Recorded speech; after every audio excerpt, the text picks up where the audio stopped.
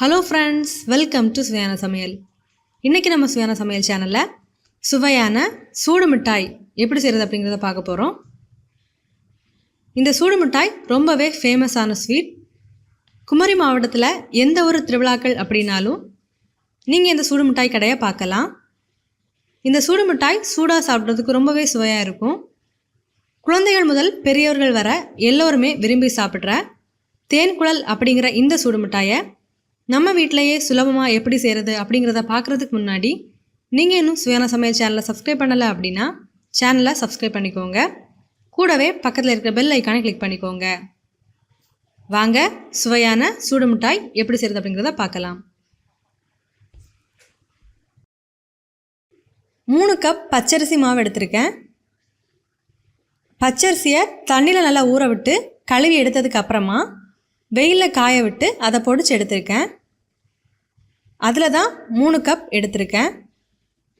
இந்த வீடியோவோட detail explanation வேணும் அப்படின்னா அந்த வீடியோவோட லிங்க் டிஸ்கிரிப்ஷன் பாக்ஸில் கொடுத்துருக்கேன். தேவைப்பட்டால் செக் பண்ணி பார்த்துக்கோங்க. ஒரு பாத்திரம் எடுத்துக்கோங்க. இதில் 3 கப் பச்சரிசியை சேர்த்துடலாம். இது கூடவே 1/4 கப் உளுந்த மாவையும் சேர்த்துடலாம். இதை நல்லா கிளறி எடுத்துக்கோங்க. புளிச்ச இட்லி மாவோட கொஞ்சமாக தண்ணி சேர்த்து 2 கப் எடுத்திருக்கேன். இதையும் இதில் சேர்த்துடலாம்.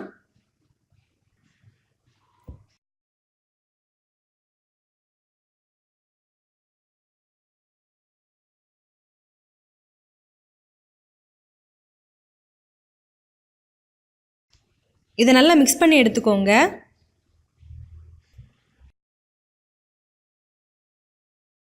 இப்போ இது கூடவே தேவையான அளவு தண்ணி சேர்த்து நல்லா கலந்து எடுத்துடலாம். கட்டி இல்லாமல் நல்லா கலந்து எடுத்துக்கோங்க.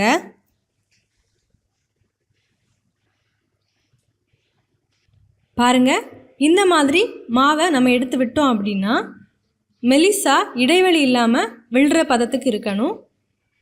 இப்போது இந்த மாவை 5 மணி நேரம் நல்லா ஊற விட்டுறலாம். இந்த மாதிரி 3 கண்ணுள்ள தேங்காவோடு எடுத்துக்கோங்க. இந்த தேங்காவோட வெளிப்பகுதியை சுத்தம் பண்ணி எடுத்துக்கோங்க. இதில் ஒரு கண்ணை துளை போட்டு எடுத்துக்கோங்க. இந்த மாதிரி இந்த மாவோட பதம் உங்களுக்கு கிளியராக தெரியல அப்படின்னா இந்த தேங்காய் ஓட்டில் கொஞ்சமாக மாவு எடுத்துக்கோங்க.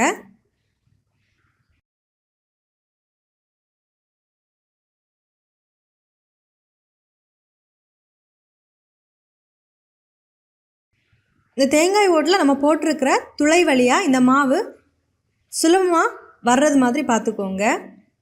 இது கரெக்டான பதமாக இருக்கும். இந்த மாவை ஒரு 5 மணி நேரம் நல்லா ஊற விட்டுக்கோங்க. பாருங்கள், மாவோட பதம் இந்த மாதிரி மாவை எடுத்து விடும்போது இடைவெளி இல்லாமல் சுலபமாக விழுறது மாதிரி இருக்கணும். இப்போ சர்க்கரை பாகு ரெடி பண்ணலாம். அதுக்காக ஒரு கடாய் எடுத்துக்கோங்க. இதில் 1/2 கப் சர்க்கரை சேர்த்துக்கோங்க. இது கூடவே 1/2 கப் தண்ணி சேர்த்துக்கோங்க.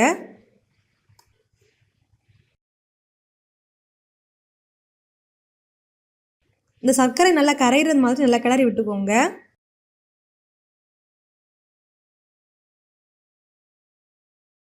பாருங்கள், சர்க்கரை பாகு நல்லாவே கொதிக்க ஆரம்பித்தாச்சு. இதில் வாசனைக்காக ஒரு 3 ஏலக்காவை தட்டி சேர்த்துக்கோங்க. இந்த சர்க்கரை பாகு நல்லாவே கொதிக்கட்டும்.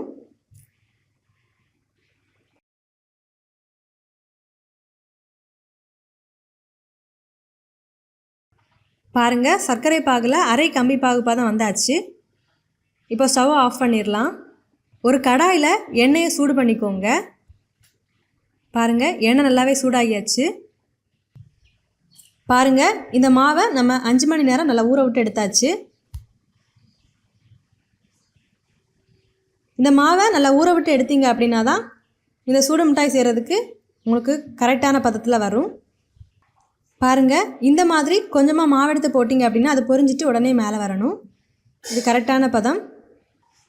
பாருங்கள், இந்த மாதிரி மாவும் எல்லாம் மெலிசான பதத்தில் இருக்கணும். இப்போது நம்ம ரெடி பண்ணி எடுத்திருந்த தேங்காயோடு எடுத்துக்கோங்க. இந்த தேங்காய் ஓட்டோட துளையில் உங்கள் ஆள்காட்டி விரலை வச்சுக்கோங்க. இப்போது இதில் நம்ம ரெடி பண்ணி எடுத்திருந்த மாவை எடுத்துடலாம்.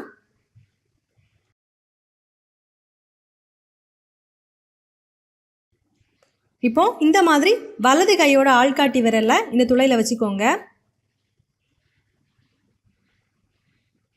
இப்போது இந்த மாதிரி கொஞ்சம் கொஞ்சமாக ஆள்காட்டி விரலை நீக்கி மாவை இந்த மாதிரி விட்டுக்கோங்க.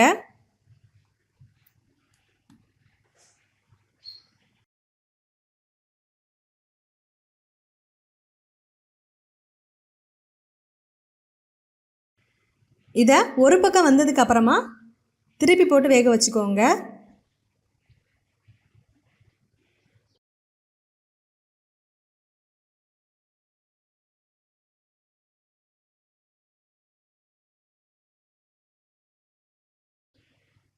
பாருங்கள், இந்த மாதிரி நிறம் மாறி வந்த உடனே நம்ம ரெடி பண்ணி எடுத்துருக்கிற சர்க்கரை பாகில் இதை சேர்த்துடலாம்.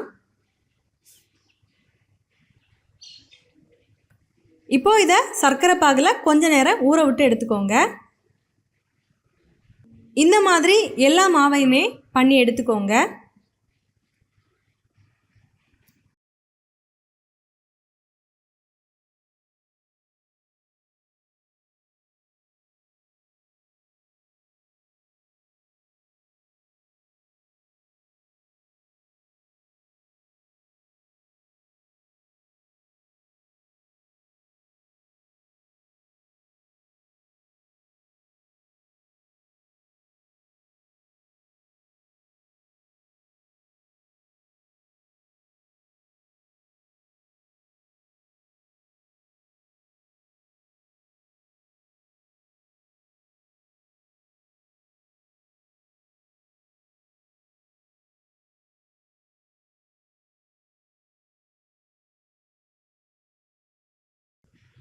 பாருங்கள், இது சர்க்கரை பாகில் நல்லாவே ஊறி வந்தாச்சு. இப்போ இதை எடுத்துடலாம். இந்த மாதிரி எல்லாத்தையுமே பண்ணி சர்க்கரை பாகில் போட்டு எடுத்துக்கோங்க.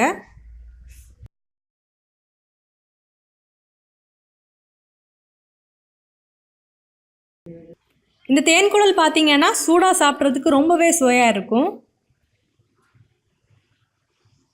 வெளியே நல்லா மொறுமொறுப்பாகவும் உள்ளே ரொம்ப சாஃப்டாகவும் இருக்கும். ரொம்பவே சுவையான இந்த தேன்குழல் சூடு மிட்டாயை கண்டிப்பாக நீங்களும் செஞ்சு பாருங்கள். செஞ்சு பார்த்ததுக்கு அப்புறமா உங்கள் கமெண்ட்ஸை மறக்காமல் எங்களோட ஷேர் பண்ணுங்கள். இந்த வீடியோ உங்களுக்கு யூஸ்ஃபுல்லாக இருந்துச்சு அப்படின்னா உங்கள் நம்மளோட பகிர்ந்து கொள்ளுங்கள். நீங்கள் இன்னும் நம்ம சுவையான சமையல் சேனலை சப்ஸ்கிரைப் பண்ணலை அப்படின்னா சேனலை சப்ஸ்கிரைப் பண்ணிக்கோங்க. இந்த மாதிரி சுவையான ஒரு ரெசிபியோட நான் உங்களை சந்திக்கிறேன். அது வரைக்கும் சுவையாக சமைங்க, சுவையாக சாப்பிடுங்க. நன்றி.